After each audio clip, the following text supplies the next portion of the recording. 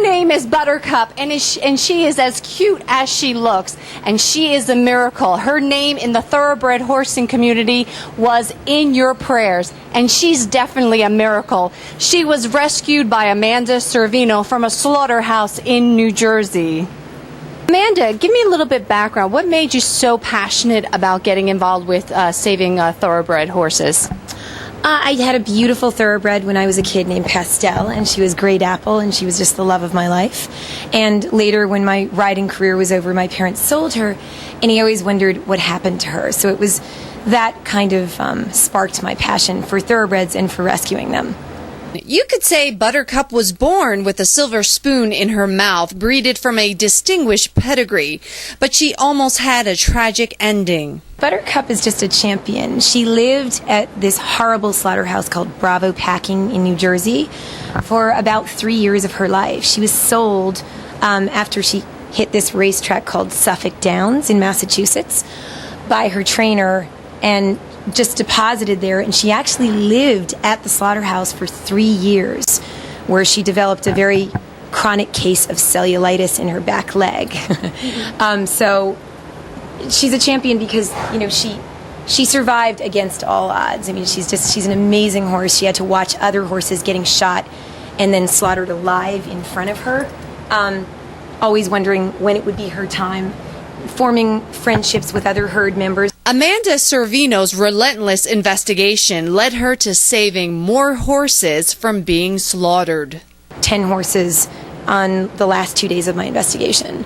So she left with me, and she's just a complete success story because she's still battling this chronic illness. Thinking all U.S. slaughterhouses were closed, Amanda realized that couldn't be farther from the truth. Contacted by a wonderful woman named Elle Nash after I did a show called Inside Edition about racehorses going to slaughter, and Elle told me that the show had made some mistakes, and that basically the show said that the 3 American horse slaughterhouses had all been closed down, and there was no more horse slaughter in America except for the American horses that are transported to Canada and Mexico for slaughter.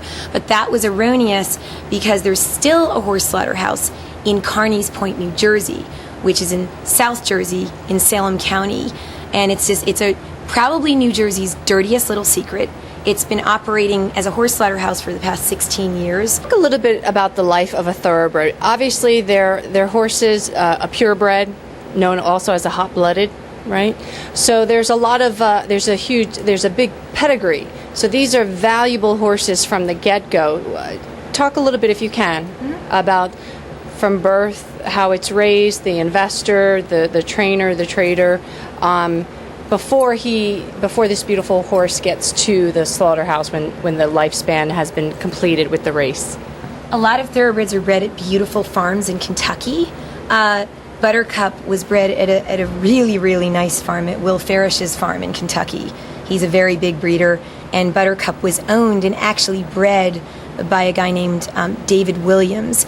He's the president of the Kentucky Senate, and he is a senator. And what happened was he tried to sell Buttercup at a yearling sale. She no-sailed. Then he sold her at a later point for $40,000. She did race. She began her racing career at Churchill Downs, which is where they do the Kentucky Derby. And sadly, once she was sold, she gradually slipped through the ranks and ended up at a racetrack in Massachusetts. Sold to Bravo Packing in New Jersey back in 2005, Buttercup's days were numbered. So she went from, the place where they do the Kentucky Derby to basically the last existing horse slaughterhouse in America. That was her life.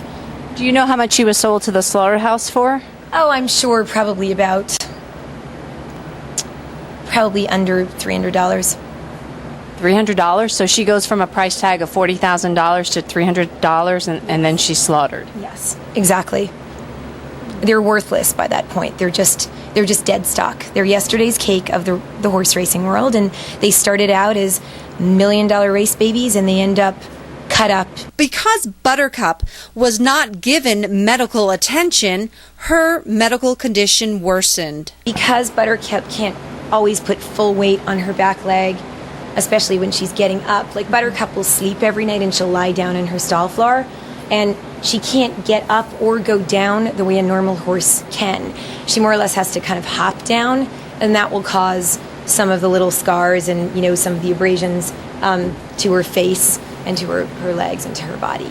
So she'll hit her head trying to get up or, but it's gotten a lot better since she's been getting better. Tattooed with a branded identification, thoroughbreds are easily traceable back to their trainers. Thoroughbreds are identified by a lip tattoo, and you have to pull up their upper lip, and then that gives their jockey club identification number.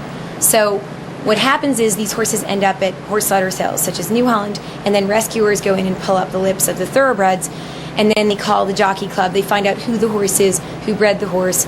They report it to the jockey club, but that's why now there are so many less thoroughbreds, going from zero tolerance policy racetracks to New Holland. And in some ways, some of these trainers have figured out a way to bypass that new rule, and basically they'll send them by the truckload to Bravo Packing, because at Bravo, it's not a horse slaughter auction, it's a horse slaughter house.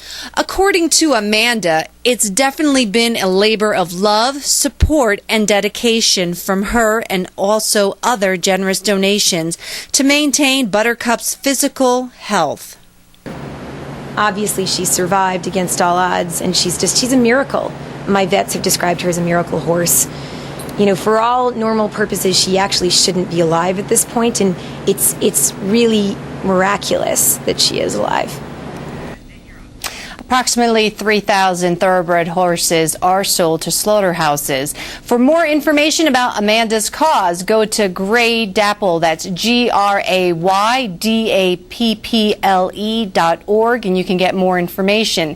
Stay tuned. We are going to recap today's stories on Late Edition.